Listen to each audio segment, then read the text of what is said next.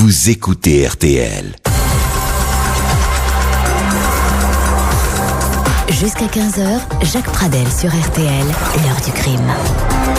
Et bonjour à toutes et à tous, dernière émission de la semaine, nouvelle édition de l'heure du crime avec toute notre équipe.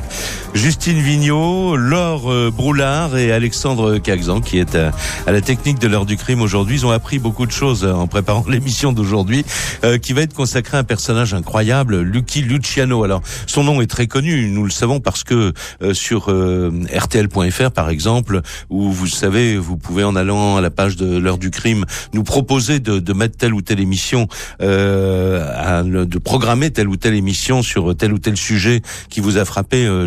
On sait que Lucky Luciano, si on ouvrait le who's who du crime du XXe siècle, occuperait certainement la première place, parce que d'abord il a touché à tout, il a été le patron incontestable de la mafia sicilienne aux États-Unis, mais il a étendu son empire criminel et financier pratiquement au monde entier. Il a créé la première multinationale du crime, et on sait de cet homme ce que les journalistes en ont dit, ce que les flics en ont dit, ce que les magistrats en ont dit.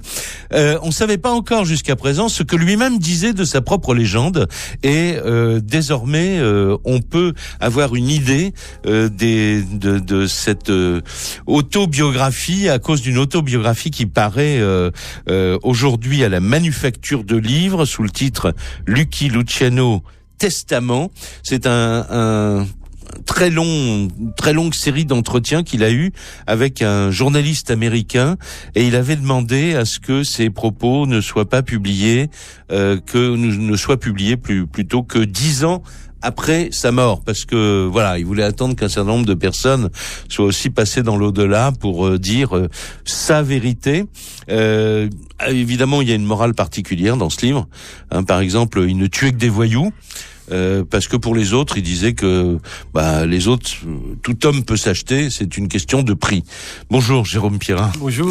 Alors ça vous étonne pas ce genre de morale, si j'ose dire, parce que vous êtes journaliste, vous êtes un des grands spécialistes français du monde du banditisme d'une manière générale. Votre dernier livre, vous étiez occupé des parrains de cité, chez le même éditeur d'ailleurs, chez votre éditeur, la Manufacture de livres. Parrain de cité, enquête chez les millionnaires des trafics de stupes. Et vous avez été pour beaucoup dans la publication donc de ce testament de Lucky Luciano. Vous pouvez me donner quelques éléments de réflexion pour comprendre pourquoi cet homme-là a tenu quand même. En général, ils tiennent surtout au silence absolu. Vivons cachés quand on est un bon caché. Bon. Qu'est-ce qui s'est passé avec cet homme-là? Lucky Luciano, sur la fin de sa vie, il a été exilé, déporté en Italie par les autorités américaines pour le punir, en gros. Après la guerre. Donc il est un peu seul en Italie, et puis il vit à ce moment-là des subsides de ses anciens associés. En gros, il lui envoie des enveloppes, et puis on s'aperçoit que les enveloppes diminuent, les versements s'espacent. Il est un peu aigri, un peu amer, en se sentant lâché et trahi par ses vieux compagnons de route criminels.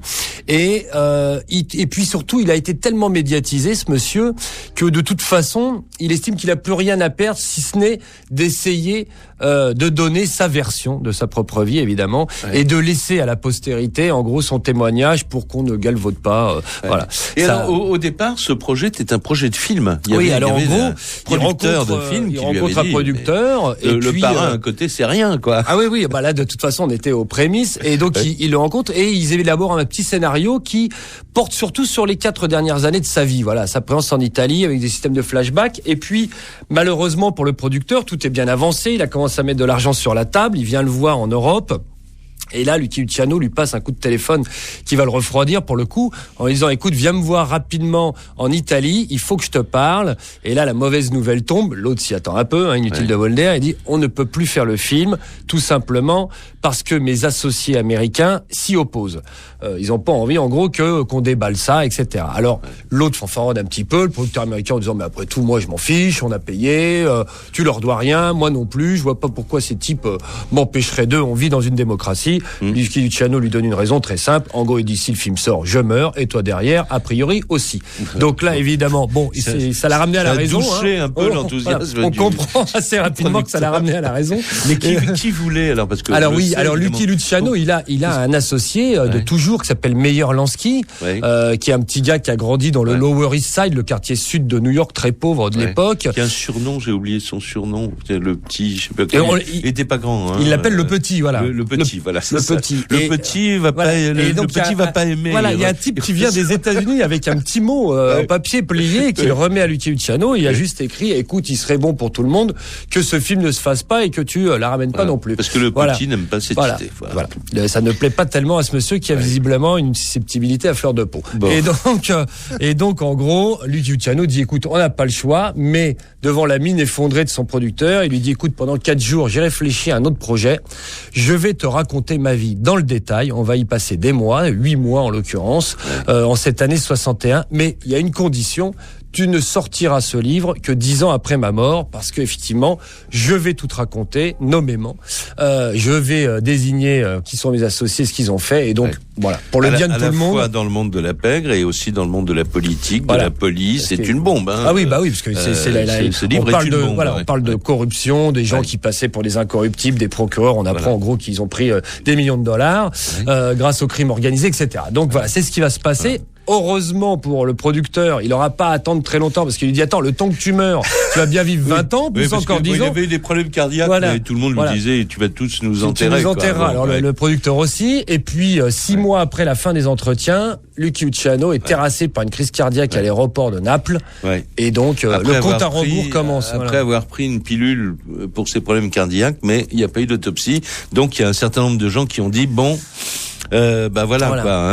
Crise cardiaque ou crise cardiaque provoquée, on ne sait pas bien si elle est naturelle ou provoquée. On ne saura jamais. Mais en tout cas, le journaliste Richard Hammer, celui qui va écrire, écrire vraiment ce journal, a parfaitement respecté les dernières volontés. Alors donc le livre ne paraîtra effectivement que 10 ans après, en 1971, au début des années 70.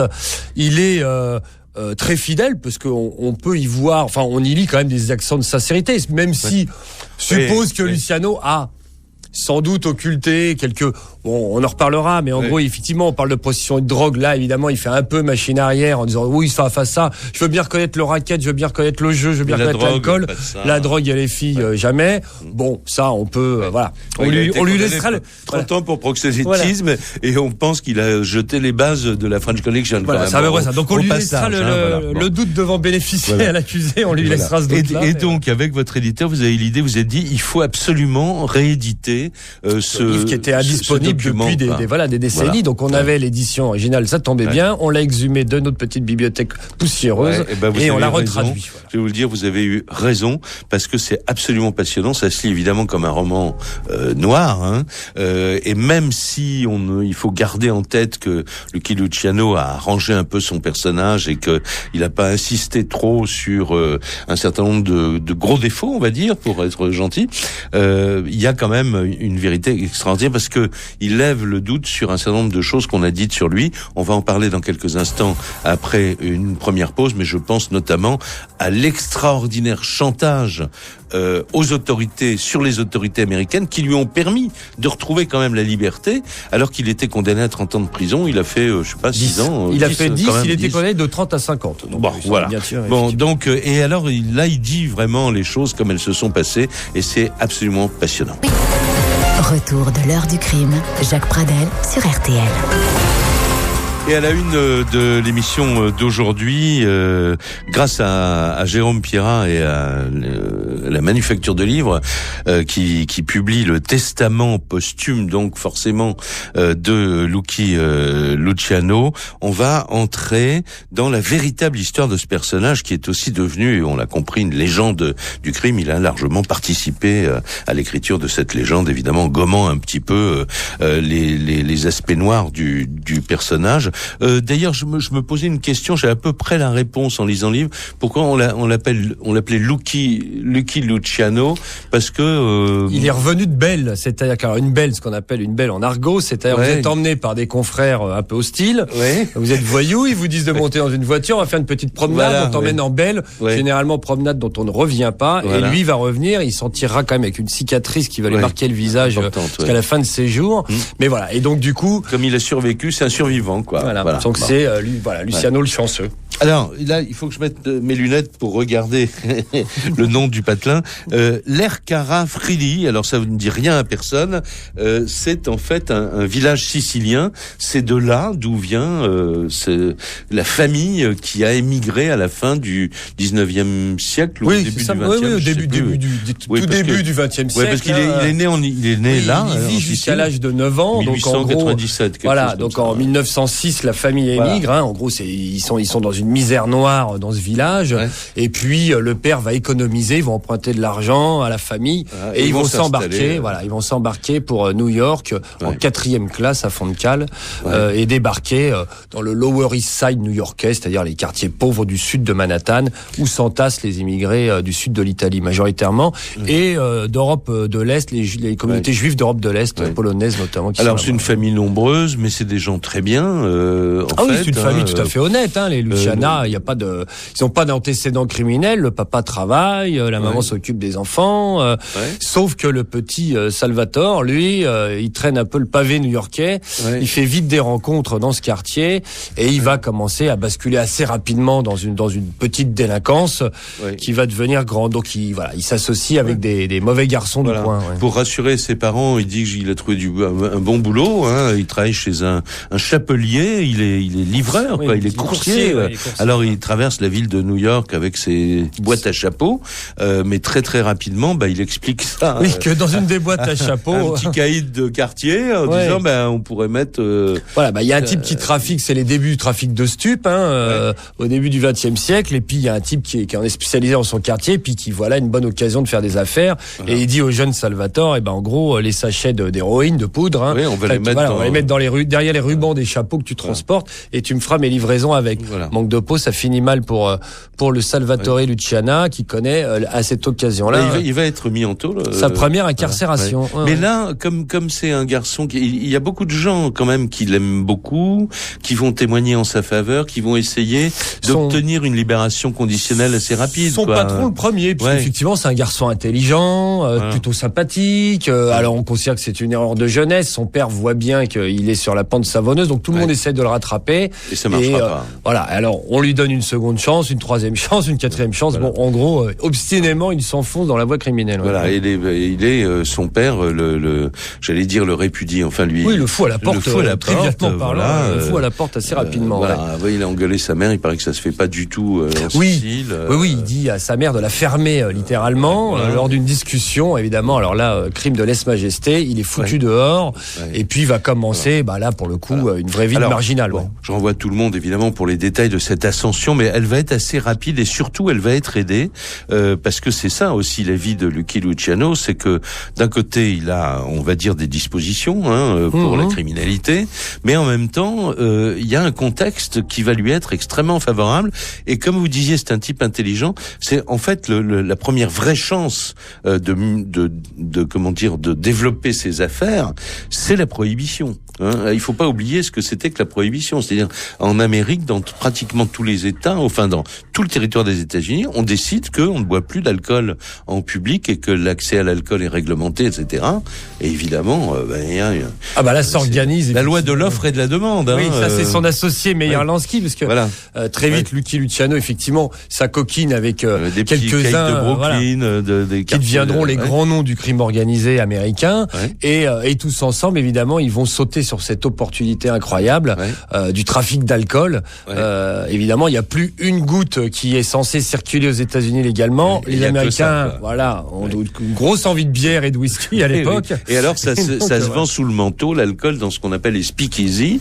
Mais alors, là où je parlais d'intelligence, c'est que lui, donc Luciano et ses complices de l'époque avec qui il va faire une grande partie de sa carrière, qui vont monter en grade avec lui, ils prennent une décision commerciale très intelligente, parce qu'il dit on va appliquer la loi de l'économie officielle. Il y en a un, alors je sais pas si l'anecdote est vraie, mais qui vient un jour le voir en disant il a piqué un bouquin d'économie dans la bibliothèque. C'est Meyer Lansky, de sa paroisse.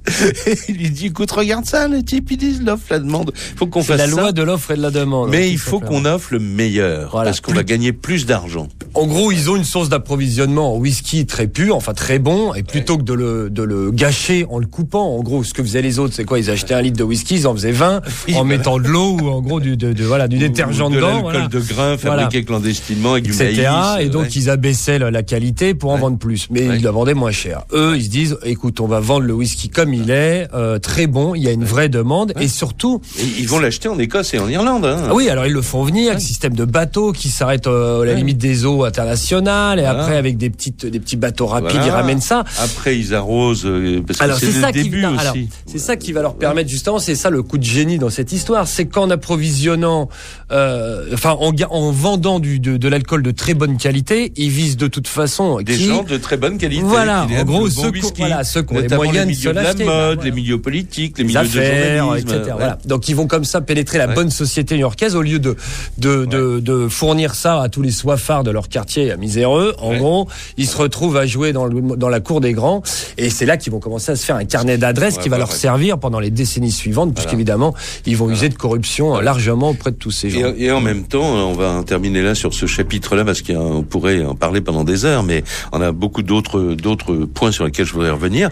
Mais c'est vrai aussi que sont vraiment des entrepreneurs, parce que ils vont acheter le whisky, ils le trimballent. Après, ils se disent, mais finalement, pourquoi on va aller chercher des bouteilles vides? On va fabriquer des bouteilles. Ils fabriquent du verre, ils fabriquent les étiquettes, ils achètent du papier, de l'encre, ils deviennent... Ils ont des sociétés de transport avec des camions, ils ont des entrepôts, Ah non, mais ça devient un empire économique, leur histoire. Et alors, ce qui est formidable, je vais en terminer par là, parce que moi, ça m'a bluffé, quoi, comme tout le monde. À un moment, on savait plus quoi faire de l'argent, tellement on en gagnait. Alors ils disent, on va aller placer là c'est le réflexe bourgeois, on va aller placer notre argent dans une banque. Ils envoient un gars se renseigner sur la banque, le type revient, il a braqué la banque. Oui, c'est ça. En y allant, il s'aperçoit que finalement elle est pas très bien gardée, il décide de la braquer et dit, t'imagines, on aurait mis cet argent chez ces mecs, on aurait déjà plus rien. Ils méritent pas d'avoir notre fric. Voilà donc le personnage de Lucky Luciano. Bon, on peut en plaisanter, il y a quand même presque largement prescription. Il y a presque 100 ans même là. Bon. Mais après on va vous raconter comment les autorités ont quand même eu sa peau, parce que il y avait pas que des gens corrompus, il y avait aussi des gens qui tenaient beaucoup à la mettre à l'ombre. Et ils ont mis du temps, ils ont mis 20 ans, mais ils ont réussi. Retour de l'heure du crime, Jacques Pradel sur RTL. J'allais juste vous dire que c'était Nancy Sinatra à l'instant et qu'on allait parler de son papa tout à l'heure, mais je veux pas anticiper quand même, puisqu'on reprend un peu la chronologie de l'histoire. Jérôme Pierrat est avec moi, il est l'invité de l'heure du crime pour parler de Lucky Luciano, parce que les éditions La Manufacture de Livres réédite, le livre est sorti hier, le testament c'est Lucky Luciano, par Lucky Luciano, en passant par un journaliste américain, Richard Hammer. C'était pour le consoler de pas avoir pu faire un film sur lui, comme l'a expliqué Jérôme Pierrat tout à l'heure. Alors, il y a cet extraordinaire accélérateur de carrière, ascenseur atomique pour Luciano et ses amis avec la prohibition de l'alcool. Mais en même temps, ils se prennent vraiment pour des hommes d'affaires comme les autres, c'est-à-dire, mais sauf que tout ce qu'ils font est illégal. C'est-à-dire que comme ils ont beaucoup d'argent, ils vont se dire, on va faire une sorte de banque clandestine de prêts aux gens qui sont interdits bancaires. Ces gens-là ont besoin, donc ça c'est la partie, c'est l'usure, quoi. Bon, parce que les usuriers, évidemment, on n'est pas à 3% les prêts, c'est bon. Plutôt à 100% par semaine. Après ça, ils vont inventer de faire une loterie clandestine. Alors ça, c'est très intéressant parce que c'est une loterie pour les pauvres. Oui, en gros, ils prennent effectivement le contre-pied de ce qu'ils faisaient avec l'alcool. Autant l'alcool, ils travaillaient sur des produits de grande qualité, autant la loterie part du principe qu'effectivement les pauvres sont très nombreux. Ils vont peut-être pas miser beaucoup, mais ils sont beaucoup plus nombreux. Voilà, et ils peuvent surtout pas miser aux courses parce qu'ils ont évidemment mis la main sur les jeux. Oui, parce qu'en gros ils maîtrisent tout, les casinos, les courses hippiques, tout, voilà. Mais ils pensent à gratter de l'argent quand même à ceux qui peuvent pas. Voilà, tous ceux qui sont exclus des autres mises, des autres paris, ils vont leur chercher ça. Donc ils éditent alors c'est une loterie qui marche quotidiennement. En gros, ils émettent un numéro gagnant tous les jours, et puis voilà, tout le monde le connaît. Vous misez, mais ça ne coûte collectent que quelques centimes. Ah oui, c'est quelques cents, je crois qu'ils jouent 10, 15 cents, quelque chose comme ça. Et on peut gagner quand même. Ah oui, vous gagnez un lot intéressant et surtout eux gagnent des millions à la fin de la journée. Mais maintenant ça continue, mais c'est l'État maintenant qui s'occupe de ça. Mais bon, et alors, après ça, donc ça continue. Ils vont évidemment toucher à tous les domaines comme vous l'avez dit. Ils vont beaucoup arroser, comme on dit, pour avoir des passe-droits, pour que la police ferme les yeux. Ils sont au courant des descentes de police. Alors c'est pas mal lié à la prohibition, c'est-à-dire que quand ils sont dans le trafic d'alcool, en gros, ils estiment être des bienfaiteurs de la société. En gros, et effectivement, même vis-à-vis des politiciens qui sont les premiers consommateurs, des flics qui aiment bien boire un coup, finalement personne y voit grand-chose à redire en disant ils font finalement pas trop de mal. Donc ils vont commencer à nouer des liens dans les tripots qui contrôlent. Les gens viennent boire et ils vont commencer à faire distribuer les enveloppes. Sauf que ça va monter à des niveaux et les enveloppes, $10,000 à l'époque, c'est une somme énorme. C'est comment apporter ça au chef de la police? On voit un gars avec un sac en papier, un sandwich. Un sac à sandwich, et qui va régulièrement donner ça au chef de la police. Ça dîme au chef de la police. Et puis ça va, effectivement, parce qu'au début, c'est les commissariats de quartier qui sont arrosés. Et puis ils estiment qu'il faut un peu industrialiser la chose, taper à la tête. Et puis ils vont aussi aller dans l'univers politique, bien évidemment, assez rapidement. Alors, il faut dire qu'ils font des choses terribles aussi, parce que la Murder Incorporated, je crois que c'est le terme exact, c'est le syndicat du crime, quand même. Oui, c'est la société anonyme des tueurs. C'est-à-dire là, on organise aussi les sanctions. Faut pas oublier qu'on est, on est dans le crime organisé, on n'est pas chez des enfants de cœur ni des commerçants classiques, donc évidemment, tout ce petit monde règne par la violence et la peur. Alors, il y a une espèce de sommet déjà, dans un hôtel déjà. Oui, ils se réunissent, en gros, sous la houlette de Lucky Luciano, qui devient, en gros, le caïd des caïds, même s'il réfute le titre lui-même, mais en gros, de fait, il est c'est le grand boss de tous ces gens-là. Et effectivement, à huis clos, comme ça, il décide des éliminations, disant, alors, lui précise bien qu'il ne s'entretue contre gens de mauvaise vie, contre voyous. Les autres, on les achète, de toute façon, les autres, on peut tous leur payer quelque chose. Donc, et il décide effectivement, des sentences de mort des uns et des autres. Il distribue les parts de marché, en fait. En disant, toi, tu t'occupes de ça, les quartiers. Ceux qui dépassent, ils sont tués. En gros, si vous respectez pas le jeu. Il y a quand même des gens, il y a des auditeurs qui vont être heureux de m'entendre dire ça, il y a quand même des gens qui trouvent ça insupportable, qui trouvent que ce type, sa vraie place est en prison, et c'est presque en fait parallèle à l'histoire d'Al Capone, c'est-à-dire que la police décide de les toucher au portefeuille, ces gens-là, puisqu'on n'arrive pas à les faire tomber autrement. Et c'est le début de la fin pour Luciano aussi, d'une certaine manière. Oui, effectivement. Alors les taux commencent à se resserrer. Dans les années 30, à partir des années 30, le premier à tomber est leur copain Capone, qui s'occupe de Chicago, mais qui est un copain et associé.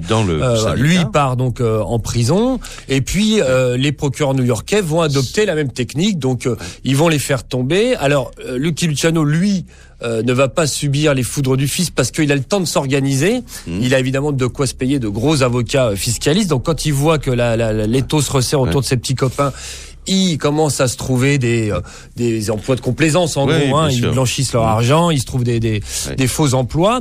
Il va échapper à ça, mais en revanche, il va tomber pour un truc infamant pour lui ou pour les autres, c'est-à-dire pour proxénétisme. Alors, il faut imaginer que Lucky Luciano, on lui reproche pas de cornaquer, comme on dit chez les voyous, des filles au coin de la rue. On lui reproche d'avoir organisé à grande échelle la prostitution dans la ville de New York, de régner sur des bordels de la ville, et sur le trafic de femmes Voilà. Donc, et là, en 1936... la sentence tombe et elle est lourde. Elle est lourde. Puisqu'il prend, et c'est le record des peines aux États-Unis pour proxénétisme, il prend de 30 à 50 ans. La peine, selon votre bonne conduite, vous êtes de 30 on verra, à 50 mais vous allez déjà en prison, puis on verra... On verra après comment ça évolue. Voilà. Alors, on fait une pause, et puis on va vous raconter comment il s'est sorti de cette nasse, parce que là, on se dit, c'est fini, Luciano, ça sera dans les livres d'histoire du crime plus tard. Pas du tout, c'est une étape seulement dans cette vie agitée, parce qu'il va réussir à sortir de prison par la grande porte. L'heure du crime sur RTL.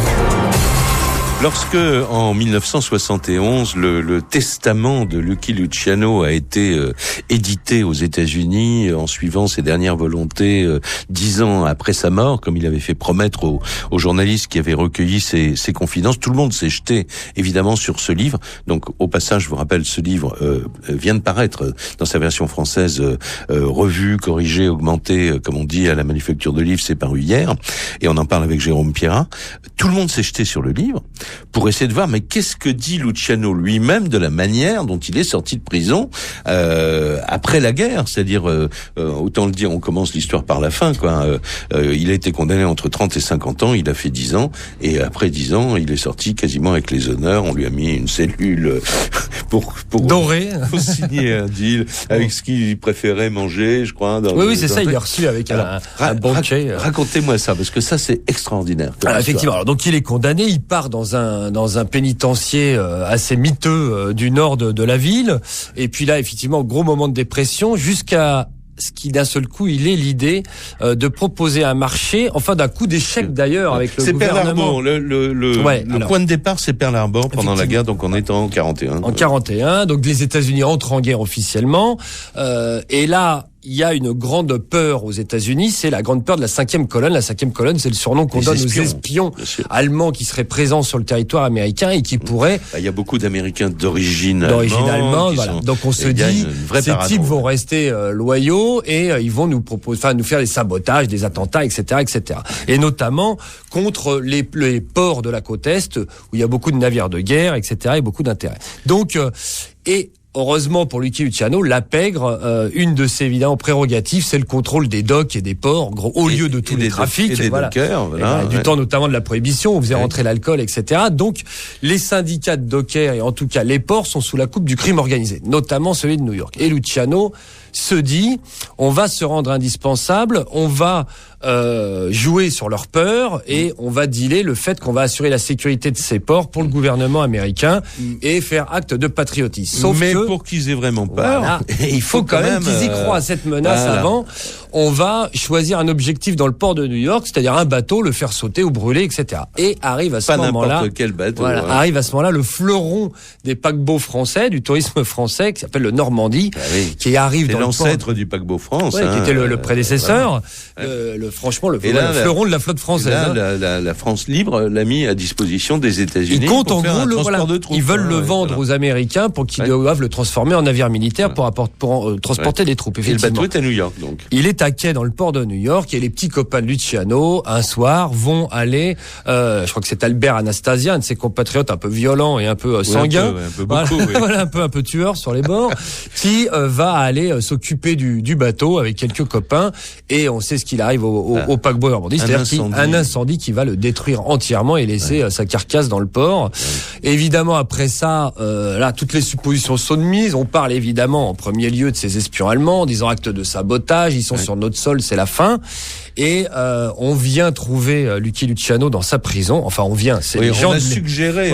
Ces lieutenants ont suggéré. Écoutez, il y a peut-être un truc à faire. Allez voir. En gros, parce qu'en gros, à partir de ce moment-là, les autorités américaines prennent langue avec la pègre en disant comment on pourrait sécuriser les ports. Il y a qu'une personne qui peut faire ça pour vous. Il s'appelle Lucky Luciano, mais alors il est en prison. Allez le voir au trou et puis débrouillez-vous avec lui. Et évidemment, la condition que met en face Luciano, c'est qu'il retrouve. Sortir. Voilà, c'est un petit truc, c'est rien. rien, c'est un détail. Il faudrait juste me rendre la liberté. Alors, voilà. Alors, bon, je renvoie tout le monde vraiment pour les détails, mais il faut. C'est vrai que au milieu de toute cette histoire-là, il y a quelqu'un dont le rôle est essentiel, qui est quelqu'un qui se présente au poste de gouverneur ou de gouverneur, et dans l'optique d'après de se présenter à la présidence. Et donc, c'est cet homme-là. Alors, la pègre le contacte pour dire, pour votre campagne, vous allez avoir besoin d'argent, vous vous avez donné un peu.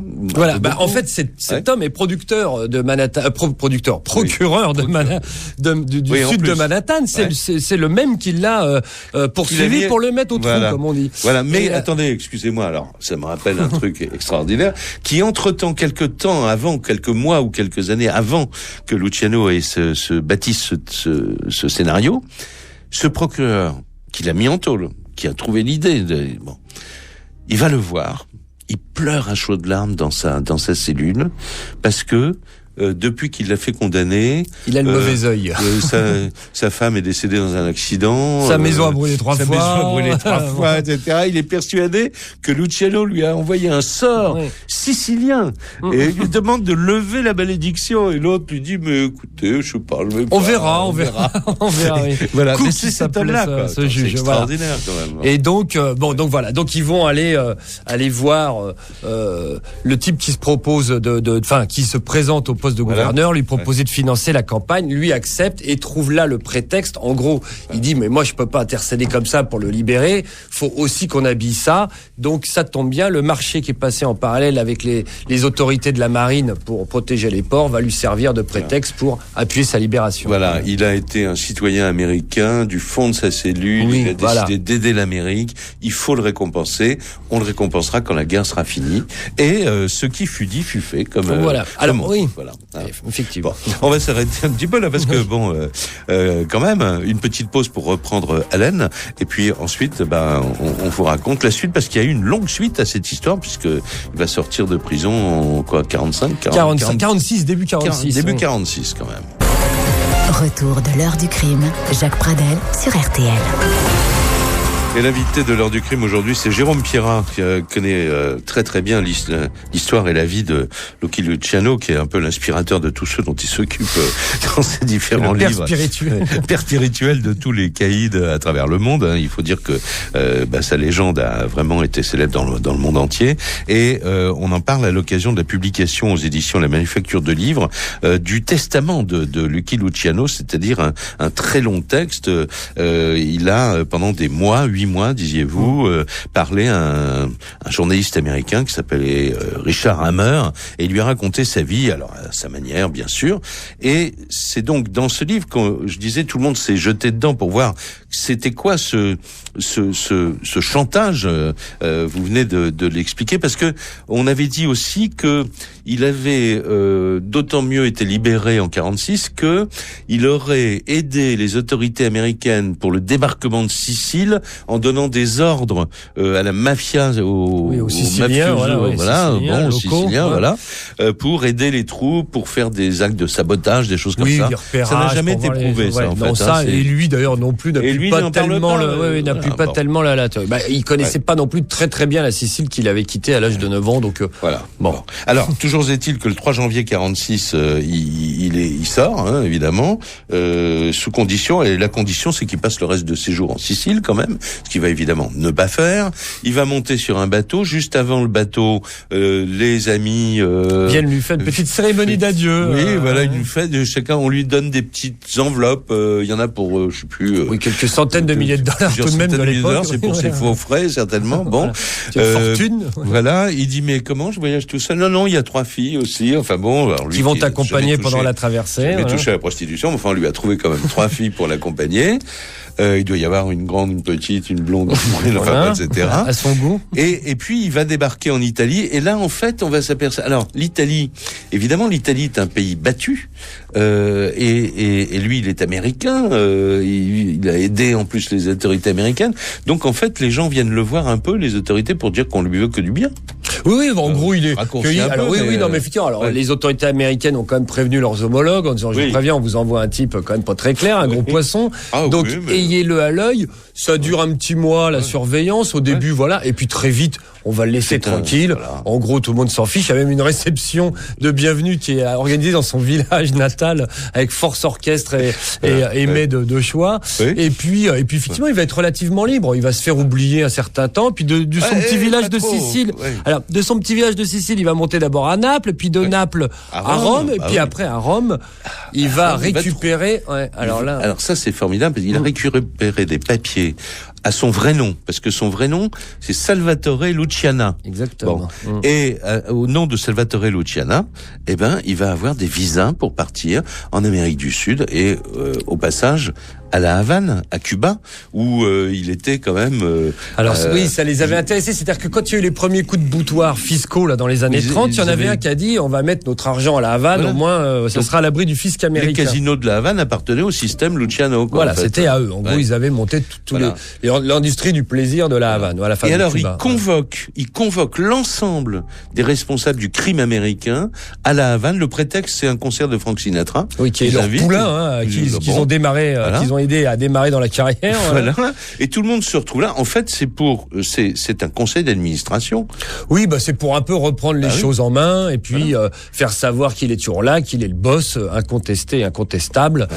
Voilà. Et puis régler évidemment les affaires courantes. Ils ont notamment un de leurs camarades qui est en train de fonder Las Vegas, le fameux Bugsy Siegel qui entre guillemets déconne un petit peu. Il déconne, il a pris beaucoup d'argent, il a investi beaucoup d'argent, mais il s'est mal débrouillé. Oui, et puis il en a détourné une partie visiblement. Voilà, et donc ils vont voter la mort. Oui, ils votent sa mort, son assassinat qui aura lieu quelques temps après. Effectivement, ce qui montre bien que ces gens-là ne sont, que la limite. C'est-à-dire que il faut pas faire d'angélisme non plus, quoi, quand même. C'était des sentences. Alors après, il reprend quand même l'avion. Il est quand même expulsé parce que les Américains font pression sur les autorités cubaines en disant vous pouvez pas le garder parce que lui se voit. Évidemment, son but est de revenir aux États-Unis légalement. Alors la Havane, pour lui, il est à 150 km des côtes de Floride. Il y a déjà un petit goût d'Amérique. Bon. Il pense qu'il a été dénoncé aux autorités américaines par un de ses anciens camarades, à qui ça va coûter la vie. Le fameux Vito Genovese, qui est son associé, son second d'ailleurs. Voilà. Il lui casse la gueule dans les couloirs de l'hôtel. Il lui casse le bras, la totale. Enfin, et plus tard, la vie. La vie, la mort, vous voulez dire. Alors, il rentre en Italie, et là, je voudrais juste qu'on dise un mot, parce que lui qui, dans son livre, en tout cas, dit justement qu'au cours de cette conférence de la Havane, il a fait la morale à tous ces mafieux en disant ne touchez pas à la drogue, ça va détruire notre jeunesse. Et moi, j'en crois pas un mot, mais bon, il le dit dans son livre. Mais quand il rentre, il va faire ce qu'on a appelé par la suite le Yalta du crime en, je crois, 1957. Oui, dans un hôtel de Palerme. Oui, le grand hôtel des Palmes à Palerme. Il va réunir alors les représentants des 5 grandes familles mafieuses de New York. Qui font le voyage. Voilà, évidemment les représentants locaux du crime organisé, les gens de la mafia sicilienne, mais aussi des Corses, des gens de Marseille, etc. Enfin, du milieu français, puisque un certain Guérini. Puisque c'est à l'époque, c'est effectivement le début de la French Connection. C'est-à-dire la French Connection, c'est ce trafic d'héroïne qui part de France pour être vendu aux États-Unis. Et donc, il y a une association, les voyous français la tournent, comme on dit, c'est-à-dire qu'ils la fabriquent dans la région de Marseille. La réputation d'avoir les meilleurs chimistes, laboratoires. du monde. Et les gens de Luciano, se débrouillent pour faire venir le matériel, la denrée. Parce qu'il y a l'opium brut doit venir de Turquie, c'est raffiné à Marseille, ça repart aux États-Unis avec le concours des Italiens entre les deux. Voilà. Donc là, on a à peu près bouclé la boucle et puis la fin de sa vie. Alors à titre personnel, sa femme, il a rencontré l'amour. Oui, il trouve l'amour à la fin de sa vie en Italie. Cet homme qui n'a jamais été marié, contrairement à tous ses collègues qui ont des vies de famille, lui va rencontrer une fille de la bourgeoisie italienne d'ailleurs, complètement étrangère à son milieu. Malheureusement pour lui, elle va mourir d'un cancer avant lui. Il va se retrouver tout seul. Et puis après, les ressources vont tarir, ce que vous racontiez au début de l'émission. Ces petits copains américains vont l'oublier, loin des yeux, loin du cœur. Les enveloppes s'amoindrissent, se raréfient. Le film va se faire. Il en conçoit une certaine amertume. Son projet de film, lui, est aussi interdit par ses camarades sous peine de mort. Et donc, il avait déjà eu des alertes cardiaques sur la fin de sa vie. Il va en avoir une qui va lui être fatale, la dernière. Sur un tarmac d'aéroport, voilà. Et en fait, il voulait toujours avoir le mot de la fin. Il l'a eu aussi parce que 10 ans après sa mort, ce livre est paru. Il aura laissé une petite bombe quand même à retardement. Voilà. Alors ça, la bombe à retardement, tout ça, je renvoie tout le monde au livre qui s'intitule donc Lucky Luciano Testament, signé Richard Hammer et paru à la Manufacture de Livres. Merci beaucoup, Jérôme Pirard. L'émission est terminée. On va retrouver Flavie Flamand tout à l'heure après les infos. Et puis on va se dire un petit mot de lundi peut-être dans un instant.